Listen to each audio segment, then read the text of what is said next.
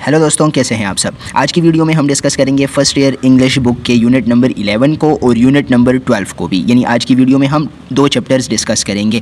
तो unit number 11 है the importance of family, यानी ख़ानदान की ज़रूरत या अहमियत, और इस चैप्टर के राइटर हैं सैम कीन। तो ये अथर को हमने याद रखना है कि the importance of family chapter is written by, so this chapter is written by Sam Keen. तो आइए डिस्कस करते हैं इस चैप्टर की वोकेबलरी को और ग्रामर सेक्शन को। तो सबसे पहले ग्लोसरी में हमारे पास वर्ड्स मीनिंग्स है। सबसे पहला वर्ड है एंटीपैथी। एंटीपैथी का मतलब है नफ़रत या अदावत। A deep seated feeling of aversion. Aversion मतलब नफ़रत की जो फीलिंग्स होती है, तो नफ़रत या अदावत इसको बोल सकते हैं। फिर है ब्लूप्रिंट। ब्लूप्रिंट का मतलब है अ डिज़ाइन, प्लान और अदर टेक्निकल ड्राइंग, मतलब नक्शा, कोई खाका या जो मंसूबा बनाया जाए, उस मंसूबे की, उस प्लान का जो डिज़ाइन होता है उसको हम कहते हैं ब्लूप्रिंट। फिर इसके बाद है कॉन्डेसेंडिंग। कॉन्डेसेंडिंग का मतलब है हैविंग और showing an attitude of patronising superiority, मतलब तहकीर आमेज़ जो रवैया होता है उसको हम कहते हैं कॉन्डेसेंडिंग, किसी के ऊपर अपनी सुपीरियॉरिटी, बरतरी दिखाना। फिर इसके बाद है क्रूशल। क्रूशल कहते हैं नहायत अहम को। डिसाइसिव और critical, specially in the success और फेलेवर ऑफ समथिंग, मतलब किसी चीज़ की नाकामी या कामयाबी में जो चीज़ बहुत ज़्यादा अहम होती है उसको हम कहते हैं क्रूशल, यानी कि नहायत अहम। डिक्टेट्स। डिक्टेट्स का मतलब है हुक्म देना। स्टेट और ऑर्डर अथॉरिटेटिवली, अथॉरिटी के साथ कोई हुक्म देना या कोई बात कह देना, इसको हम कहते हैं डिक्टेट्स, यानी कि हुक्म देना। फिर है इरोडिंग। इरोडिंग मतलब घटाओ, कम होना या किसी चीज़ का ख़त्म होना। ऑफ विंड, वाटर और other natural agents. Gradually wear away. Wear away मतलब उनका गायब होना, उनका ख़त्म होना, उनका नहायत कम होते जाना वक्त के साथ साथ, उसको हम कहते हैं इरोडिंग। फिर इसके बाद है फैमिलियल। फैमिलियल का मतलब है रिलेटिंग टू और अकरिंग इन अ फैमिली और इट्स मेंबर्स, मतलब ख़ानदानी, ख़ानदान के अंदर जो चीज़ें होती हैं उनको कहा जाता है। फिर इसके बाद है गट। गट कहते हैं अंदरूनी हिस्से को, जो एक अहम हिस्सा कंसिडर किया जाता है। द इनर पार्ट्स और एसेंस ऑफ समथिंग, किसी भी चीज़ की के जो इंटरनल पार्ट्स होते हैं या एसेंस उसकी जो होती है, मतलब उसका जो मेन हिस्सा होता है, मेन कॉन्सेप्ट होता है, उसको गट बोला जाता है। फिर इसके बाद वर्ड है इनकारनेट। इनकारनेट का मतलब है of a person, be the living embodiment of a quality, मतलब किसी चीज़ को मुजस्सिम करना, उसको जसामत देना, फिजिकल शेप उसको देना, उसको कहते हैं इनकारनेट। फिर नेक्स्ट वर्ड है इंस्टिलिंग। इंस्टिलिंग का मतलब है जहन नशीन कराना। Gradually but firmly establish an idea और attitude in a person's mind, किसी शख्स के जहन में किसी बात को इस्टेब्लिश करना, उसको लाना, उसको हम क्या कहते हैं इंस्टिलिंग, यानी कि उसको जहन नशीन कराना। फिर इसके बाद है जंक। जंक कहते हैं रद्दी या कबाड़ को, जो फालतू चीज़ें होती हैं उनको कहते हैं। ओल्ड और discarded articles that are considered useless और ऑफ लिटल वैल्यू, यानी कि जो डिस्कार्डेड मतलब तर्कशुदा आर्टिकल्स होती हैं या कोई भी पीस ऑफ पेपर्स होते हैं जो कि यूज़लेस होते हैं या उनकी अहमियत बहुत कम होती है, उसको हम कहते हैं जंक, यानी कि रद्दी या कबाड़। फिर इसके बाद है मिनिमल। मिनिमल का मतलब है of a minimum amount, quantity और डिग्री या नेग्लिजिबल जो चीज़ होती है, बहुत कम या बराए नाम। मिनिमल का मतलब है बहुत कम या बराए नाम। फिर इसके बाद है मोटिव। मोटिव का मतलब है a reason for doing something, मतलब मोहरिक या वजह जो होती है कि कोई चीज़ या कोई काम करने की जो वजह होती है उसको हम कहते हैं मोटिव। फिर इसके बाद है माइथोलॉजी। माइथोलॉजी कहते हैं रिवायती कहानियों को। A collection of myths especially one belonging to a particular religious और कल्चरल ट्रेडिशन, मतलब जो रिवायात होती हैं किसी भी कल्चर में, सकाफ़त में, वो वाली जो कहानियाँ होती हैं उसको हम कहते हैं माइथोलॉजी। फिर इसके बाद वर्ड है नर्चरिंग। नर्चरिंग का मतलब है care for and protect someone और something while they are growing, मतलब किसी चीज़ की परवरिश करना, किसी बंदे की, बच्चे की परवरिश करना या उसकी निगहदाश्त करना, तो उसको कहा जाता है। ओवर आर्किंग का मतलब है कम्प्रीहेंसिव और ऑल एम्ब्रेसिंग, मतलब हमागीर या जामे, जो चीज़ जामे होती है उसको कहा जाता है। फिर इसके बाद है पैरेबल। पैरेबल कहते हैं इखलाकी कहानी या किसी भी जो हिकायत होती है, हिकायत होती है, उस कहानी को पैरेबल कहा जाता है। A simple story use to illustrate. Illustrate मतलब दिखाने के लिए, एग्जाम्पल देने के लिए। अ मोरल और spiritual lesson as told by Jesus in the gospels, मतलब जो अखलाकी कहानियाँ होती हैं या हिकायत होती हैं जिनका मकसद होता है मोरल और स्पिरिचुअल लेसन्स, रूहानी या अखलाकी सबक देना, उन कहानियों को कहा जाता है पैरेबल। फिर इसके बाद है प्रोफ्यूजन। प्रोफ्यूजन का मतलब है एन अबंडेंस और लार्ज क्वांटिटी ऑफ समथिंग, मतलब किसी चीज़ की कसरत होना, ज़्यादा मिकदार में होना, प्रोफ्यूजन कहा जाता है। फिर इसके बाद है साइकी। साइकी कहते हैं रूह को, जहन को या नफ्स को कहा जाता है। ह्यूमन सोल, माइंड और स्पिरिट, मतलब जो साइकोलॉजी होती है साइकी किसी भी इंसान की, उसका जो जहन होता है। फिर इसके बाद है स्टम्बल। स्टम्बल मतलब लड़खड़ाना। ट्रिप और momentarily lose one's balance, almost fall, तकरीबन गिरना या अपना तवाज़ुन खो देना। मोमेंटरीली मतलब कुछ लम्हों के लिए, कुछ छोटे से वक्त के लिए जो अपना तवाज़ुन खो देते हैं, उसको हम कहते हैं स्टम्बल, लड़खड़ाना। फिर इसके बाद है थ्रिफ्ट। थ्रिफ्ट का मतलब है किफ़ायत चारी, मतलब the quality of using money and other resources carefully and not wastefully, किसी भी चीज़ को या ज़्यादातर जो पैसा होता है उसको, उन रिसोर्सेज को केयरफुली, एहतियात के साथ उनको खर्च करना, नॉट वेस्टफुली, और उनको ज़ाया ना करना, कहा जाता है थ्रिफ्ट। टायरेंट्स का मतलब है जाबिर या जालिम। क्रूअल और ओप्रेसिव रूलर, वो वाला हुक्मरान जो कि ओप्रेसिव होता है, क्रूअल होता है, जालिम होता है, उसको टायरेंट कहा जाता है। फिर इसके बाद है यूटोपियंस। यूटोपियंस का मतलब है ख़याली मुसल्लह, मतलब एन आइडियलिस्टिक रिफॉर्मर। यूटोपिया ऐसी सेटिंग को या ऐसे इलाके को कहा जाता है जहाँ पर सब कुछ ठीक ठाक हो, इंसानियत के लिए हर कुछ ठीक हो रहा हो, उसको हम कहते हैं यूटोपिया। और जो ऐसी कहानियाँ या ऐसे ख़यालात बनाता है या ज़ाहिर करता है उसको यूटोपियन बोला जाता है, और अगर ज़्यादा हो तो उनको यूटोपियंस कहा जाएगा। इसका अपोजिट आता है डिस्टोपियंस, मतलब वो वाले लोग जो ऐसे ख़यालात का इजहार करते हैं, ऐसे सेटिंग के बारे में बताते हैं जहाँ पर ह्यूमंस के लिए कुछ भी अच्छा ना हो रहा हो, तो वो सेटिंग यूटोपियन सेटिंग कहलाती, वो सेटिंग डिस्टोपियन सेटिंग कहलाती है। यूटोपियन जहाँ आइडियलिस्टिक रिफॉर्मर जो कि ख़याली मुसल्ला होता है। फिर इसके बाद है विसियस। विसियस कहते हैं डिलिबरेटली क्रूअल और वायलेंट, मतलब जो जालिम या सफाक होता है उसको विसियस कहा जाता है। फिर इसके बाद विसरल है फितरी, relating to deep inward feelings rather than to the intellect, मतलब जो उसका नेचर होता है तो उस चीज़ को विसरल कहा जाता है, कुदरती वो जैसे होता है, उसकी फितरत जैसे होती है। फिर इसके बाद है वॉइड। वॉइड का मतलब है खाली, अ कम्प्लीटली एम्प्टी स्पेस, बिल्कुल जो खाली जगह होती है उसे हम वॉइड कहते हैं, यानी कि खाली। फिर इसके बाद हमारे पास वोकेबलरी एंड ग्रामर पार्ट है। तो सबसे पहले वोकेबलरी है हमारे पास। Use authentic dictionary to find meaning of the following words, identify part of the speech of the words through abbreviations used, also find their pronunciation through pronunciation की, मतलब हमने ये जितने भी अल्फाज हैं तो इनकी मीनिंग्स और जो इसकी प्रोनाउंसिएशन की है वो फाइंड आउट करनी है, और इसका पार्ट ऑफ स्पीच भी हमने फाइंड आउट करना है। तो सबसे पहले हमारे पास है बी मेड अबाउट, मतलब किसी चीज़ के बारे में मेड होना, बेहद उसे पसंद करना, उस चीज़ के बारे में या उसके पीछे पागल होना। फिर है स्पेशली। स्पेशली का मतलब है ख़ास तौर पर। ट्रैकिंग। ट्रैकिंग का मतलब है पहाड़ी रास्तों पर लंबा सफ़र। फिर है अवॉर्ड। अवॉर्ड का मतलब है इनाम। ऑर्डिनरी। ऑर्डिनरी का मतलब है मामूली। जॉगिंग। जॉगिंग कहते हैं हल्की दौड़ को। फिर है वेस्ट। वेस्ट का मतलब ज़ाया करना। लीजर। लीजर का मतलब है फ़ारिग वक्त। सेव। सेव मतलब बचाना। इंडोर किड मतलब वो वाला बच्चा जो घर के अंदर ही रहता हो, उसको हम कहते हैं इंडोर किड। फिर इसके बाद है रिमेंबर। तो रिमेंबर का मतलब है याद रखना। फिर इसके बाद हमसे कहा गया है कि now fill in the blanks with words given in the box above, change the form if needed, मतलब वो वाले जो वर्ड्स हमें दिए गए थे वो हमने अभी यहाँ पर ब्लैंक्स में लगाने हैं अपनी अप्रोप्रिएट जगह पर, और हम उसकी फॉर्म चेंज कर सकते हैं अगर उसकी ज़रूरत हो। तो फर्स्ट नंबर है if you don't like outdoor sports you can do indoor sports and enjoy yourself. यहाँ पर 12 क्वेश्चन हमें दिए गए हैं और वहाँ पर 11 वर्ड्स दिए गए हैं, तो ये एक ब्लैंक रहता है, यहाँ पर अप्रोप्रिएट वर्ड आता है indoor. if you don't like outdoor sports you can do indoor sports and enjoy yourself. Second number है the youngsters are made about cricket idols and they like putting up their posters on the walls of their rooms. are made about मतलब वो बहुत ज़्यादा शौकीन है cricket idols के। फिर third number है my little brother is keen of saving his pocket money when I ask him for it he never lends me, मतलब मेरा जो छोटा भाई है वो बहुत ज़्यादा शौकीन है अपनी जो पॉकेट मनी है उसको सेव करने के बारे में। when I ask him for it, जब मैं उससे पैसों के बारे में पूछता हूँ, he never lends me, तो वो मुझे कभी कर्ज नहीं देता। फोर्थ नंबर है if you spend lots of hours in front of TV that means you just waste your precious time. Waste का मतलब है ज़ाया करना। 5 नंबर है when an actor receives an award his fame becomes double, जब वो एक अवार्ड हासिल करता है तो उसकी जो फेम होती है वो डबल हो जाती है, ज़्यादा हो जाती है, तो अवार्ड। 6 नंबर है you must not watch TV shows when you have got a lot of homework, especially when you have an exam the next day. You had better turn it off entirely. मतलब आपको TV ज़्यादा नहीं देखनी चाहिए, और जब exam हो, ख़ास तौर पर जब एग्ज़ाम हो तो फिर आपको बिल्कुल भी नहीं देखनी चाहिए, तो स्पेशली ख़ास तौर पर।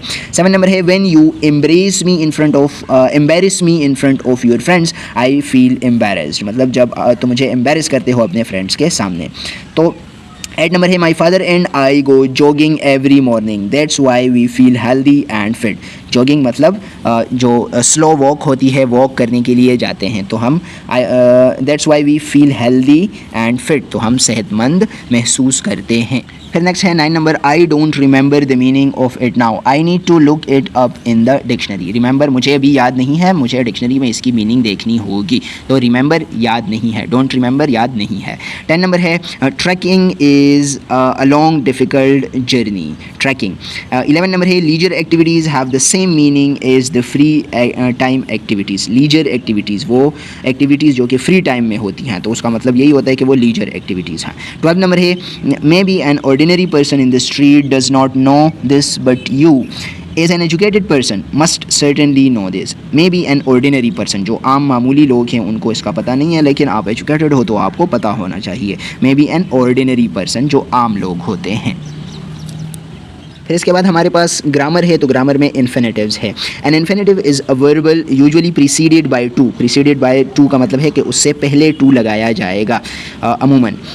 That can function in a sentence as a noun, an adjective or an adverb। मतलब वो as a noun काम कर सकता है, as an adjective काम कर सकता है, या as an adverb भी काम कर सकता है, तो उसको हम कहते हैं infinitive। यानी कि verb होगा, verb से पहले to लगेगा, और वो या तो noun की तरह या adjective की तरह और या फिर adverb की तरह काम करेगा किसी भी sentence में। तो आगे ये चीज़ें mention हैं, हमने बताया है कि कब वो as a noun काम करेगा, कब वो as an adjective काम करेगा, कब वो as an adverb काम करेगा, और हमें कैसे पता चलेगा कि इस सेंटेंस में ये इन्फिनेटिव है तो ये एज अ नाउन काम कर रहा है, एज एन एडजेक्टिव काम कर रहा है, या एज एन एडवर्ब काम कर रहा है। आगे की एक्टिविटी में ये एक्सप्लेन किया गया है, यहाँ पर ये एक्टिविटी सॉल्व करते हैं। Each sentence below contains at least one infinitive. Identify the infinitive in each sentence and tell what function it serves। और बताइए कि ये एज अ नाउन काम कर रहा है, एडजेक्टिव काम कर रहा है, या एडवर्ब की तरह काम कर रहा है। फर्स्ट नंबर है more than anything else I wanted some time alone to read. Read पढ़ना, ये वर्ब है, इससे पहले टू है, तो टू प्लस वर्ब को हम कहते हैं इन्फिनेटिव। तो ये यहाँ पर हमारे पास हुआ इन्फिनेटिव, और ये एज अ नाउन काम कर रहा है।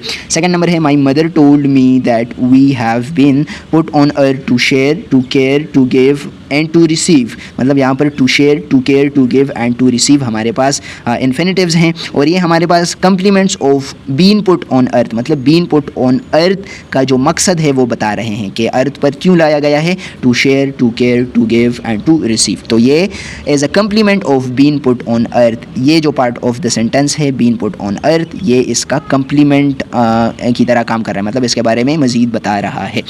थर्ड नंबर है while the train was stopped at the station Babar attempted to climb to the top of one of the freight cars. मतलब टू क्लाइम का मतलब है चढ़ना, उस पर गाड़ी पर चढ़ना।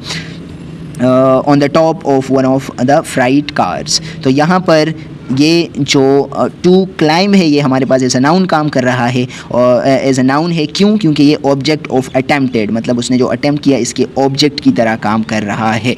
आगे हम एक्सप्लेन करेंगे कि हमने कैसे फाइंड आउट करना है कि कोई भी इन्फिनेटिव एज अ नाउन है, कंप्लीमेंट है, वर्ब है, एडवर्ब है या एडजेक्टिव है। फिर फोर्थ नंबर है हमारे पास in the book Mema Day. Mema Day tells the citizens of the island to listen to the crows instead of the news bulletins.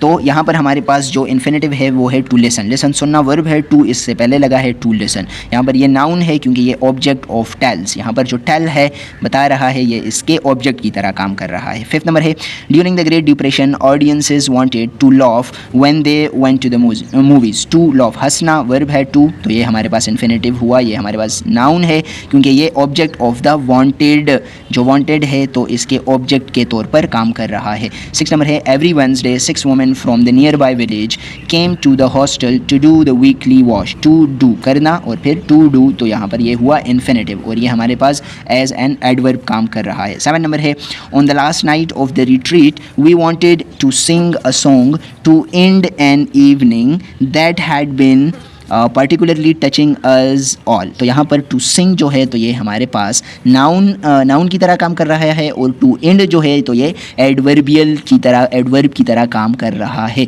क्यों? क्योंकि ये तो एज एन ऑब्जेक्ट काम कर रहा है वांटेड के, और फिर to end to sing तो वो किस लिए सिंगिंग कर रहे थे? to end why?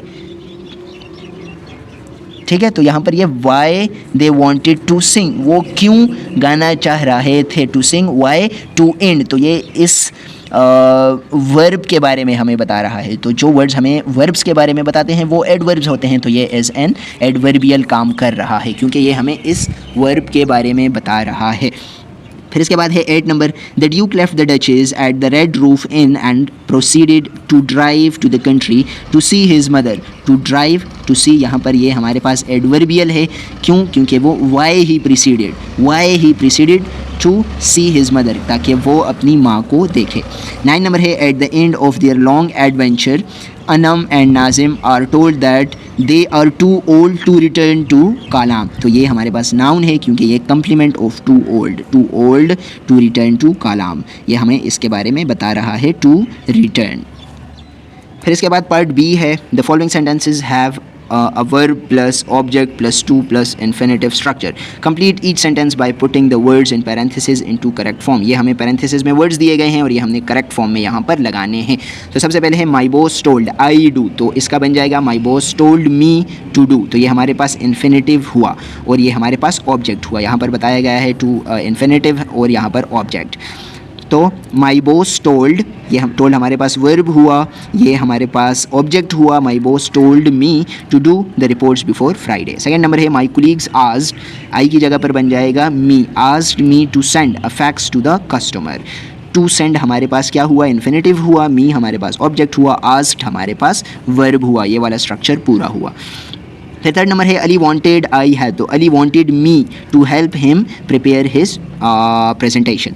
Fourth number है आई वांट ही, तो I want him not to drive too quickly. To drive हमारे पास इन्फिनेटिव हुआ, too quickly because of the bad weather. अच्छा, यहाँ पर एक जनरली बात याद आ गई है कि ये जो हमारे पास इन्फिनेटिव होता है, जो टू प्लस वर्ब का स्ट्रक्चर होता है, इसको हम स्प्लिट नहीं कर सकते. यूजुअली एकेडमिकली ये बात है कि इसको हम स्प्लिट नहीं कर सकते. स्प्लिट का मतलब है कि टू प्लस वर्ब के दरमियान में हम कोई भी और वर्ड नहीं ला सकते. टू के बाद वर्ब ही आएगा, इन्फिनेटिव ही आएगा. लेकिन मॉडर्न इंग्लिश में कभी कभी इस रोल को तोड़ दिया जाता है. जो क्लासिकल इंग्लिश है, एकेडमिक इंग्लिश है, उसमें ये जो इन्फिनेटिव है इसको हम स्प्लिट नहीं कर सकते, यानी इसके दरमियान कोई और वर्ड नहीं लगा सकते. यहाँ पर देखें, I want him not to drive, या टू ड्राइव एक ही जगह पर, नॉट इससे पहले आया है. So I warned him not to drive too quickly because of the bad weather.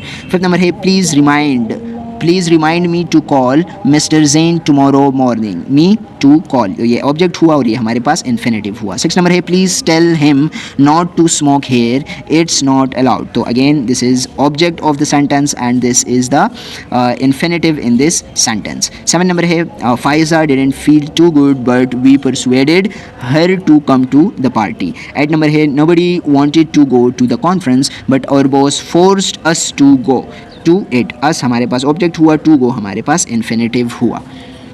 फिर इसके बाद है 8 नंबर हो गया. 9 number I asked her, she की जगह पर हो जाएगा her object. I asked her not to call so late in the evening, I go to bed early. 10 number है we showed them not to use the new equipment. We showed हमने उनको दिखाया, verb हुआ, them object हुआ, not to use हमारे पास infinitive हुआ, the new equipment, को ये जो न्यू आलात हैं, नए आलात हैं, उनको इस्तेमाल ना करें. फिर इसके बाद पार्ट सी है right the entire infinitive phrase and its function used in the sentence below.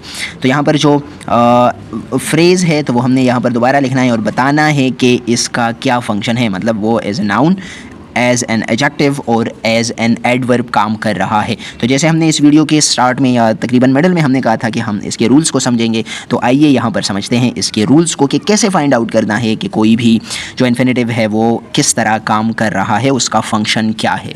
जी, तो ये है हमारे पास formula identification of the function of infinitive phrase. Infinitive या इन्फिनेटिव फ्रेज का फंक्शन मालूम करने के लिए ये फार्मूला है हमारे पास। सबसे पहले हमने पूछना है आस्क, सबसे पहले पूछना है कि is it asking is what, क्या ये किसी व्हाट चीज़ के बारे में पूछ रहा है, अगर हाँ तो ये नाउन है। सेकंड नंबर है is it describing which noun, क्या ये हमें किसी नाउन के बारे में बता रहा है, अगर हाँ तो ये हुआ एडजेक्टिव, क्योंकि एडजेक्टिव का क्या काम है, इट डिस्क्राइब्स अ नाउन, ये हमें नाउन के बारे में मज़ीद बताता है। तो अगर एक इन्फिनेटिव फ्रेज़ है वो हमें नाउन के बारे में बता रहा है तो उसका फंक्शन क्या होगा, एडजेक्टिव होगा। थर्ड नंबर है is it explaining why how when about a verb, किसी वर्ब के बारे में ये हमें वाई, क्यों, हाउ, कैसे और व्हेन कब बता रहा है, तो ये हुआ एडवर्ब, क्योंकि वो वर्ब की मीनिंग में इजाफा कर रहा है। तो जो चीज़ वर्ब की मीनिंग में इजाफा करती है उसको हम एडवर्ब कहते हैं। मज़ीद अगर इस चीज़ को, इस सारी चीज़ को सिंपल किया जाए तो एक इन्फिनेटिव या इन्फिनेटिव फ्रेज नाउन की तरह काम करेगा अगर ये किसी सेंटेंस में सब्जेक्ट, ऑब्जेक्ट या कंप्लीमेंट की तरह काम कर रहा है। अगर इन्फिनेटिव फ्रेज हमारे पास सब्जेक्ट है या ऑब्जेक्ट है या किसी भी चीज़ का कंप्लीमेंट है, उसके बारे में कुछ इन्फॉर्मेशन दे रहा है, तो वो हमारे पास नाउन होगा। अगर ये किसी नाउन के बारे में बता रहा है तो ये एडजेक्टिव होगा। और अगर ये वाई, हाउ एंड व्हेन हमें बता रहा है, explains Y, how and when, तो ये एज एन एडवर्ब काम कर रहा होगा। तो उम्मीद है आपको इस फॉर्मूले की समझ आ गई होगी। आप इसको अपने साथ नोट कर लीजिए। इसके थ्रू हम जो ऊपर एक्सरसाइज है अभी इसको सॉल्व करते हैं। जी, तो ये पार्ट सी अभी हम सॉल्व करते हैं जो फार्मूला हमने डिस्कस किया उसके थ्रू। फर्स्ट नंबर है the best plumber to call is Nazim. यहाँ पर टू कॉल इज़ हमारे पास क्या है, ये इन्फिनेटिव फ्रेज़ है हमारे पास। और ये किस तरह काम कर रहा है, एडजेक्टिव की तरह काम कर रहा है। क्यों, because it modifies plumber, the best plumber to call is, call करना किसको, ये प्लम्बर को। तो प्लम्बर हमारे पास चूँकि नाउन है और ये नाउन के बारे में मज़ीद इन्फॉर्मेशन है तो ये हमारे पास एज एन एडजेक्टिव काम कर रहा है, क्योंकि ये हमें प्लम्बर के बारे में इन्फॉर्मेशन दे रहा है। सेकंड नंबर है each year Shakeel tried to find more deductions for his tax return. To find more deductions for his tax return हमारे पास इन्फिनेटिव फ्रेज़ है। ये टू फाइंड हमारे पास इन्फिनेटिव है, ये पूरा इन्फिनेटिव फ्रेज़ है और ये हमारे पास एज अ नाउन काम कर रहा है, क्योंकि ये ऑब्जेक्ट ऑफ ट्राइड है, ट्राइड। और ये हमने कहा था कि हमने पूछना है व्हाट, तो अगर व्हाट का आंसर करे तो ये हमारे पास नाउन होगा। वो फार्मूला आपने जो लिखा है उसमें आप देखिए, तो हमने कहा था कि is it acting as what, तो वो हमारे पास नाउन होगा। तो ये देखिए each year Shakeel tried what, to find more deductions for his tax return, तो व्हाट हमें बता रहा है, तो ये हमारे पास नाउन है। और उसी फॉर्मूले के जो हमने शॉर्टली बताया था, तो हमने कहा था कि नाउन होगा if it acts like a subject or object of a sentence, तो ये ऑब्जेक्ट की तरह काम कर रहा है। तो इस फॉर्मूले से भी ये ट्रू आता है कि ये नाउन है। थर्ड नंबर है to patch the hole in the tyre the mechanic inserted a plug. तो अब to patch the hole in a tyre, ये पूरा जो पार्ट है ये हमारे पास इन्फिनेटिव फ्रेज़ है। टू पेच हमारे पास इन्फिनेटिव है, ये पूरा इन्फिनेटिव फ्रेज़ है और ये हमारे पास एज एन एडवर्ब काम कर रहा है। क्यों, because it shows the purpose of inserting the plug. Plug क्यों इंसर्ट किया, the mechanic inserted the plug, why, to patch the hole in the tyre. तो हमने फॉर्मूले में पढ़ा था कि if it answers why, how and when, it will be functioning as an adverb. तो यहाँ पर ये एडवर्ब की तरह काम कर रहा है, क्योंकि ये हमें बता रहा है कि the mechanic inserted plug why to patch the hole in the tyre. Fourth number है she learn to read and write English in London और लंदन। ये पूरा जो पार्ट ऑफ द सेंटेंस है ये इन्फिनेटिव फ्रेज़ है और ये एज अ नाउन काम कर रहा है। क्यों, क्योंकि ये ऑब्जेक्ट ऑफ लर्नड है, तो ऑब्जेक्ट की तरह काम कर रहा है। या हम इसके ऊपर अगर व्हाट वाला फॉर्मूला भी लगाएं, शी लर्नड व्हाट, उसने क्या सीखा, to read and write English, उसने इंग्लिश लिखना और पढ़ना सीखा लंदन में। तो दोनों फार्मूलाज के मुताबिक ये हमारे पास नाउन आता है। फिफ्थ नंबर है Salima's desire to do everything perfectly will eventually frustrate him. Salima's desire to do everything perfectly, ये हमारे पास इन्फिनेटिव फ्रेज है और ये एडजेक्टिव है क्योंकि ये डिज़ायर को मॉडिफाई कर रहा है। सलीमाज डिज़ायर, सलीमा की ख्वाहिश, डिज़ायर हमारे पास नाउन है और टू डू एवरीथिंग परफेक्टली, तो ये इसको मॉडिफाई कर रहा है और जो नाउन को मॉडिफाई करता है उसको एडजेक्टिव कहते हैं। तो here this infinitive phrase is functioning as an adjective because it is modifying the noun desire. 6 number है to pay that much money for a television is foolish. अच्छा, टू पे इन्फिनेटिव है, to pay that much money for a television, ये हमारे पास क्या है, ये है इन्फिनेटिव फ्रेज और ये हमारे पास नाउन है। क्यों? Because it's functioning as the subject of the sentence, ये इस पूरे सेंटेंस का सब्जेक्ट। तो हमने फॉर्मूले में पढ़ा था अगर इन्फिनेटिव फ्रेज हमारे पास सब्जेक्ट या ऑब्जेक्ट या कंप्लीमेंट की तरह काम करे तो वो हमारे पास नाउन होगा। तो ये सब्जेक्ट है तो ये नाउन हुआ। या आप व्हाट वाले फॉर्मूले को भी लगा सकते हैं, यानी कि अगर हम कहें is foolish, what is foolish, क्या बेवकूफ़ाना है, to pay that much money for a television is foolish, तो ये आंसर हो रहा है। तो ये हमारे पास नाउन है। 7 नंबर है yesterday Wahid exercised all day to lose some weight before the wedding. Yesterday Wahid exercised all day to lose some weight before the wedding. ये हमारे पास infinitive phrase है पूरा और ये हमारे पास adverb की तरह काम कर रहा है because it shows purpose of exercising. exercising के purpose को, मकसद को show कर रहा है, यानी कि yesterday Wahid exercised all day long. Why? क्यों? तो जब why, how and when को आंसर किया जाए तो वो हमारे पास adverb होगा। फॉर्मूला आपके पास रिटन फॉर्म में मौजूद होगा। 8 नंबर है his only ambition was to succeed at his job, ये हमारे पास नाउन है because it's functioning as the his only ambition was to succeed at his job, तो ये हमारे पास ऑब्जेक्ट हम यहाँ पर लिखेंगे because it's functioning as an object of the sentence या कम्प्लीमेंट ऑफ वॉज, ये वॉज का कम्प्लीमेंट है तो ये हमारे पास नाउन है। या हम ये ऐसे भी कह सकते हैं कि his what was his only ambition, तो his only ambition was to succeed at his job.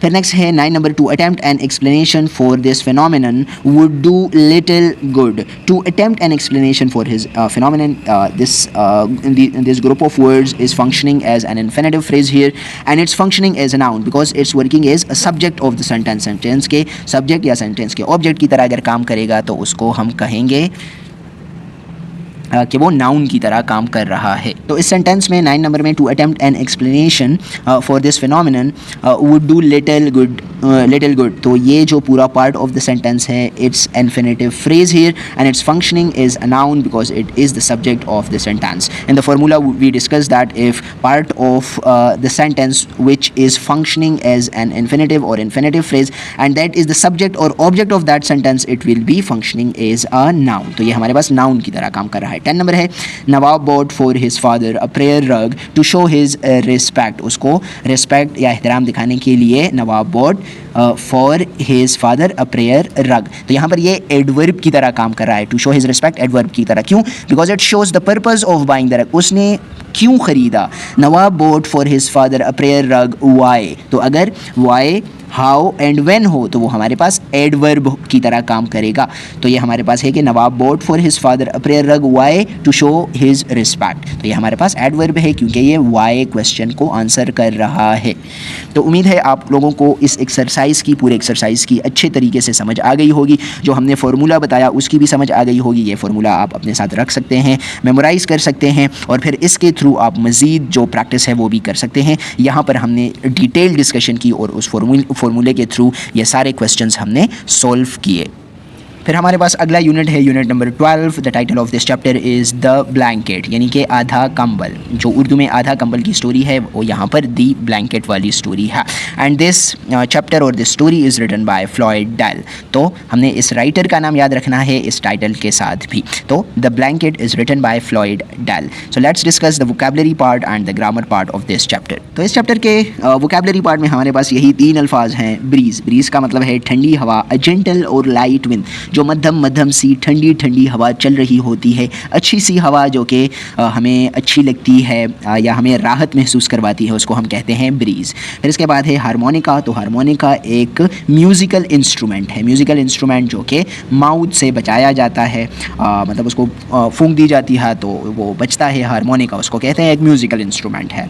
फिर प्रेटी पेनी, प्रेटी पेनी कहते हैं बड़ी रकम, a large some of money, मतलब काफ़ी रकम जिसे हम कहते हैं वो प्रेटी पेनी कहलाया जाता है।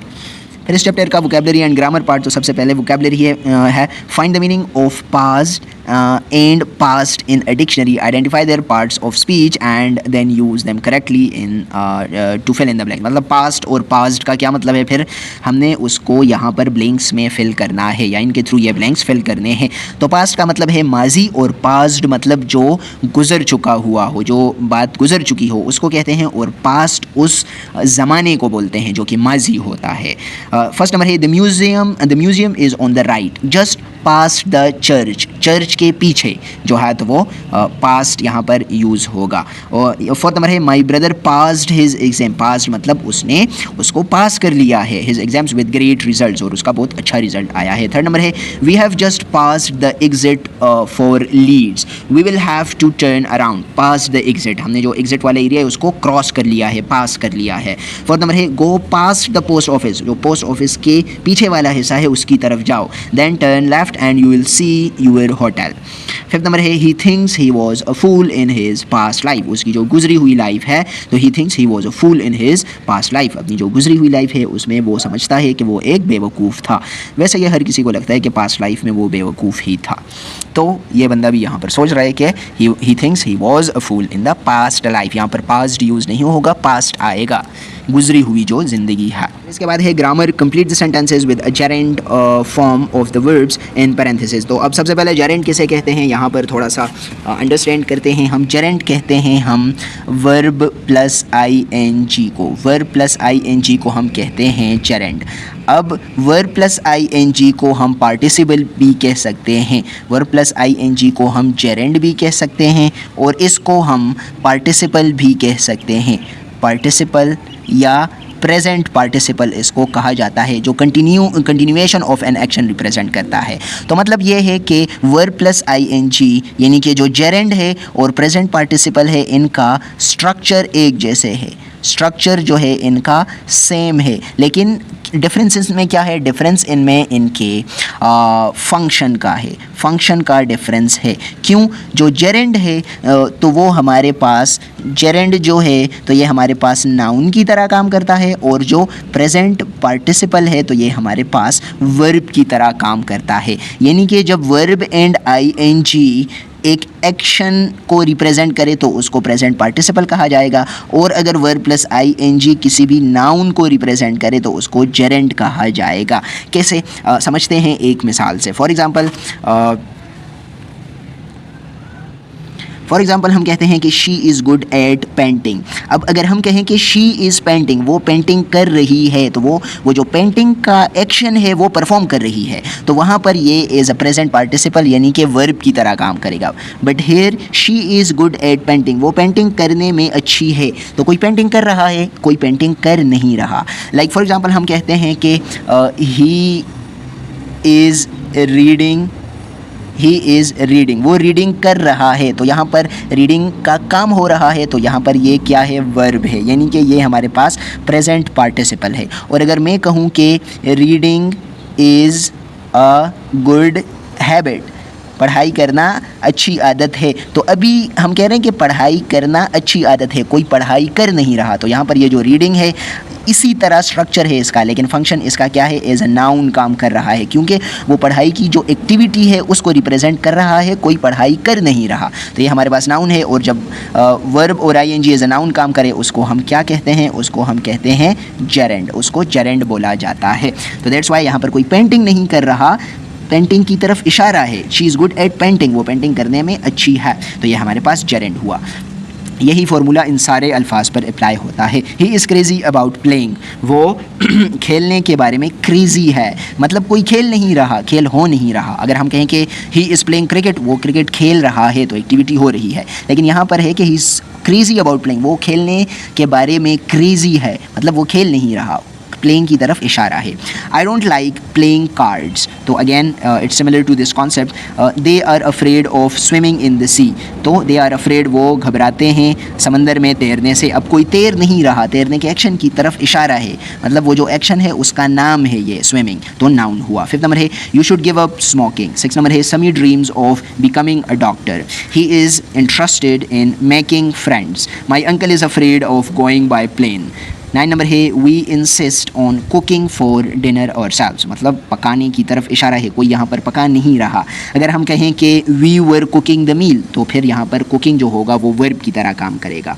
लेकिन यहाँ पर है कि वी इंसिस्ट ऑन कुकिंग, हमने ज़ोर दिया इस बात पर, कुकिंग द डिनर और सेल्व्स, कि हम डिनर को खुद तैयार करेंगे। तो तैयार करना, कोई तैयार कर नहीं रहा, तैयार करने के बारे में बात हो रही है। तो that's why it's functioning as a noun and when verb plus ING structure functions as a noun we call it a gerund, इसको हम जेरेंड कहते हैं।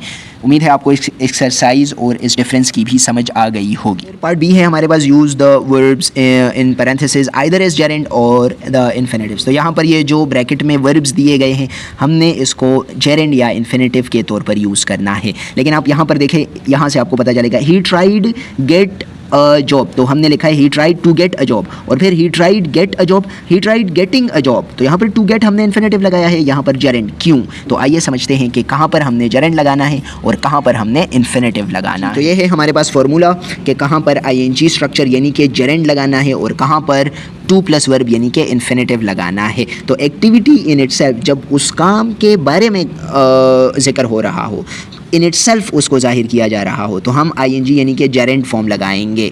और अगर प्रीपोजिशन के आफ्टर प्रीपोजिशन के बाद लगाना है तो उसमें भी हमने आईएनजी वाला स्ट्रक्चर लगाना है। इन्फिनेटिव हम कहाँ पर लगाएंगे? अगर कोई प्लेन, डिसीजन या फ्यूचर के बारे में बात हो रही हो तो हमने टू प्लस वर्ब यानी कि इन्फिनेटिव लगाना है आफ्टर एडजेक्टिव्स। तो आफ्टर प्रीपोजिशन आईएनजी और आफ्टर एडजेक्टिव्स हमने इन्फिनेटिव लगाना है। अगर एक्टिविटी इन इटसेल्फ है, उस काम के बारे में बात हो रही है तो जेरेंड लगाना है। अगर किसी प्लेन, डिसीजन या फ्यूचर के बारे में बात हो रही हो तो इन्फिनेटिव लगाना है। प्रीपोजिशन के बाद आईएनजी लगाना है और एडजेक्टिव्स के बाद हमने इन्फिनेटिव लगाना है। तो ये फार्मूला आप अपने पास नोट कर लीजिए और आइए सोल्व करते हैं इस ऊपर वाले एक्सरसाइज को इस फार्मूला के थ्रू। पार्ट बी है use the verbs in parenthesis either as gerund और द इन्फिनेटिव। फर्स्ट नंबर है I couldn't sleep so I tried drinking some hot tea. Drinking, यहाँ पर ये आई ट्राइड ड्रिंकिंग, यहाँ पर ये एक्टिविटी को रिप्रेजेंट कर रहा है तो इसीलिए हम ड्रिंकिंग लगाएंगे। जैसे हमने फॉर्मूला पढ़ा कि एक्टिविटी को जाहिर करें तो हम आईएनजी यानी कि जेरेंड लगाएंगे।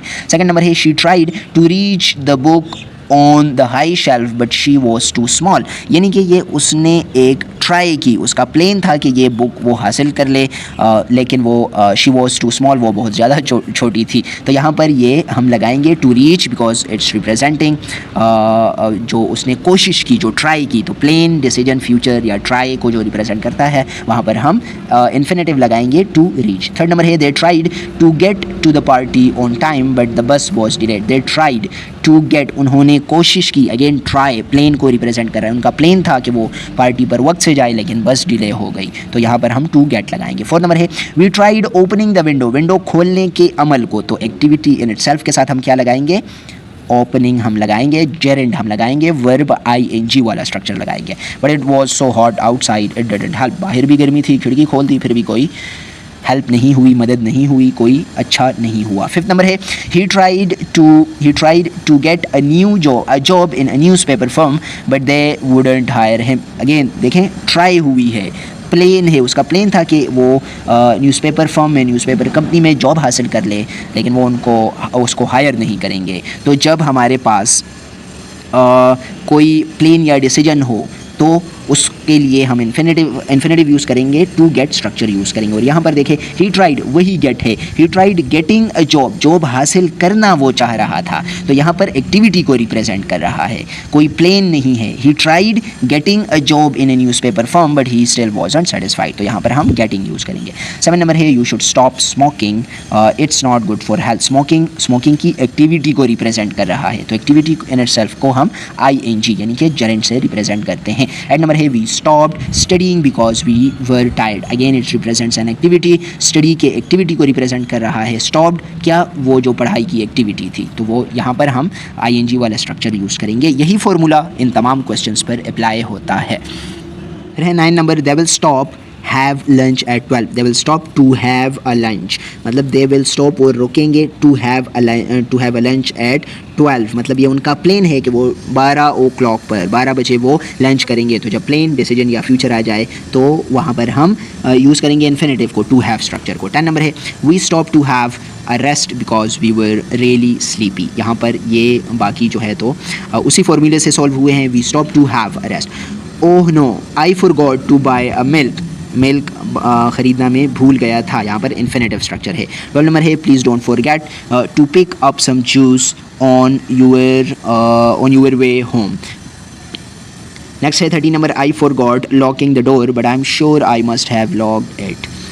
लॉकिंग की एक्टिविटी है तो हम यहाँ पर लॉकिंग लगाएंगे, टू लॉक नहीं लगाएंगे। 14 नंबर है we have studied this before I have forgotten learning it. में इसको जो सीखना है पढ़ना है वो भूल गया हूँ। नेक्स्ट है 15 number please remember to bring your homework. 16 number है I remember going to the beach as a child. 17 number finally I remember to bring your book here it is. 18 number है do you remember eating steak in that little restaurant in Lahore। 19 number है I regret to tell you the train has been delayed. To tell मतलब वो उसका plan था कि वो आपको बताए कि जो ट्रेन है वो डिले हो गई है। तो जब प्लान या डिसीजन हो तो वो क्या होगा, वो हमारे पास टू और वर्ब का स्ट्रक्चर यानी इन्फिनेटिव का स्ट्रक्चर होगा। 20 नंबर है I regret telling निगत my secret. उसको सीक्रेट बताना वो एक्टिविटी है तो activity in itself that's ing structure will be used here। It means that we will put a gerund and not an infinitive phrase। I regret telling निगत my secret। Now she has told everyone। मैंने निगत को अपना secret बता दिया। Now she has told everyone और अभी उसने सबको वो चीज़ बता दी है। तो उम्मीद है आप लोगों को इस एक्सरसाइज की समझ आ गई होगी। बढ़ते हैं नेक्स्ट पार्ट की तरफ, पार्ट सी की तरफ। पार्ट सी कंपैरेटिवली ईजी है। Replace the gerund by an infinitive and the infinitive by a gerund in the following sentences। तो कुछ सेंटेंसेस सॉल्व करते हैं, कुछ आप लोगों की प्रैक्टिस सेंटेंसेस हो जाएंगी। फर्स्ट नंबर है to laugh is better than to frown. मतलब जहाँ पर इन्फिनेटिव हो वहाँ पर हमने gerund और जहाँ पर gerund हो वहाँ पर इन्फिनेटिव लगाना है। तो अभी टू लॉफ हमारे पास क्या है, ये इन्फिनेटिव है और टू फ्रॉन क्या है, ये भी हमारे पास इन्फिनेटिव है। उसको हम चेंज करेंगे gerund में। तो gerund किसे कहते हैं, वर्ब प्लस ing स्ट्रक्चर को। तो यहाँ पर हो जाएगा लॉफिंग। टू लॉफ का हो जाएगा laughing is better than frowning. Laughing is better than frowning. 2 number है writing a story is not easy. Writing क्या है, ये हमारे पास gerund है, इसको हमने इन्फिनेटिव में यानी कि टू प्लस वर्ब की स्ट्रक्चर में हमने लिखना है। तो writing a story is not easy बन जाएगा to write a story is not easy. इसी तरह हम बाकी सेंटेंसेस में भी करेंगे। He likes to collect books and does not like giving them away. He likes to collect. To collect हमारे पास क्या है, इन्फिनेटिव स्ट्रक्चर है और books and does not like giving them back. तो he likes collecting books. To collect का क्या हो जाएगा, कलेक्टिंग बुक्स हो जाएगा। इसी तरह हम बाकी ये क्वेश्चंस भी सॉल्व करेंगे। ये आप लोगों का के प्रैक्टिस सेंटेंसेस हो गए। अगर आपको कोई मुश्किल पेश आती है तो आप हमें कमेंट सेक्शन में बता सकते हैं।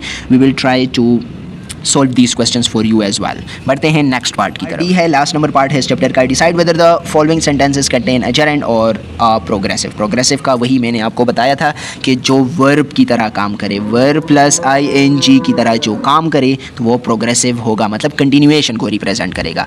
तो जैसे हमने पहले पढ़ा था, अगर verb plus ing is a noun काम कर रहे हों तो वो होगा gerund, और अगर वर्ब प्लस ing किसी काम को रिप्रेजेंट कर रहे हों तो वो एज अ वर्ब काम करेंगे, मतलब वो प्रोग्रेसिव होगा। फर्स्ट नंबर है he likes reading books. He likes reading books. अब यहाँ पर देखें वो किताबें पढ़ नहीं रहा, यहाँ पर बताया गया है कि वो किताबें पढ़ना पसंद करता है, पढ़ना कोई काम हो नहीं रहा यहाँ पर। तो ये हमारे पास gerund है क्योंकि ये एज ए नाउन काम कर रहा है यहाँ पर। अगर हम कहें कि he is reading a book तो फिर वहाँ पर वो पढ़ाई कर रहा है एक किताब की, फिर वहाँ पर वो एज अ प्रोग्रेसिव काम करेगा, वर्ब की तरह काम करेगा। तो यहाँ पर ही लाइक्स रीडिंग बुक्स, वो किताबें पढ़ना पसंद करता है। अभी वो किताब पढ़ नहीं रहा, पढ़ना पसंद करता है, तो वो पढ़ने की एक्टिविटी की तरफ इशारा है, उसका नाम है, तो ये हमारे पास नाउन है। सेकंड नंबर है ही इज़ रीडिंग बुक्स। अब यहाँ पर देखिए ही इज़ रीडिंग बुक्स, वो किताबें पढ़ रहा है, तो यहाँ पर ये प्रोग्रेसिव हुआ। थर्ड नंबर है reading books can be great fun. तो यहाँ पर रीडिंग है तो रीडिंग क्या हुआ, gerund हुआ। Reading books can be great fun मतलब कोई रीडिंग कर नहीं रहा। फोर्थ नंबर है he is interested in reading books. तो रीडिंग में वो इंटरेस्टेड है, मतलब अभी वो रीडिंग कर नहीं रहा, तो ये हमारे पास gerund हुआ। 5 नंबर है ही वॉज रीडिंग बुक्स। तो ये प्रोग्रेसिव है, रीडिंग क्योंकि वो पढ़ाई किताबों की कर रहा था। 6 नंबर है he has been reading books for 2 hours। तो ये हमारे पास प्रोग्रेसिव है क्योंकि वो 2 घंटों से किताबें पढ़ रहा था। 7 नंबर है instead of reading books Henry went to bed. Instead of reading books, किताब पढ़ने की बजाय वो जो है तो वो सोने चला गया। अब यहाँ पर ये हमारे पास जरेंड है। जरेंड क्यों है? क्योंकि हेनरी यहाँ पर किताब पढ़ नहीं रहा था या नहीं रही थी। इंस्टेड ऑफ रीडिंग बुक्स, किताब पढ़ने की बजाय, मतलब ये काम करने की बजाय वो बेड पर चली गई, तो वो काम नहीं हो रहा। 8 नंबर है do you like reading books, क्या आप किताबें पढ़ना पसंद करते हैं? तो अगेन ये जरेंड है क्योंकि यहाँ पर कोई किताब पढ़ नहीं रहा। 9 नंबर है he had been reading books, वो किताबें पढ़ रहा था, तो ये प्रोग्रेसिव है क्योंकि पढ़ाई का काम हो रहा था। 10 नंबर है his hobby is reading books, उसका मशगला क्या है? वो रीडिंग बुक्स है, तो ये हमारे पास जरेंड है because at this moment he is not reading, लेकिन उसकी जो हॉबी है वो रीडिंग है, तो काम नहीं हो रहा, ये एज ए नाउन काम कर रहा है, दैट्स वाई इट्स अ जरेंड। तो उम्मीद है आपको इन 2 चैप्टर्स की अच्छी तरीके से समझ आ गई होगी। अगर आपको वीडियो इन्फॉर्मेटिव लगी, अच्छी लगी, तो आप हमारे चैनल को लाइक, सब्सक्राइब एंड शेयर कर सकते हैं। कोई कमी या गलती अगर आप नोट करते हैं तो आप हमें कमेंट सेक्शन में बता सकते हैं, हम उसको सही करने की कोशिश करेंगे। मिलते हैं नेक्स्ट वीडियो में, तब तक के लिए stay safe and stay blessed.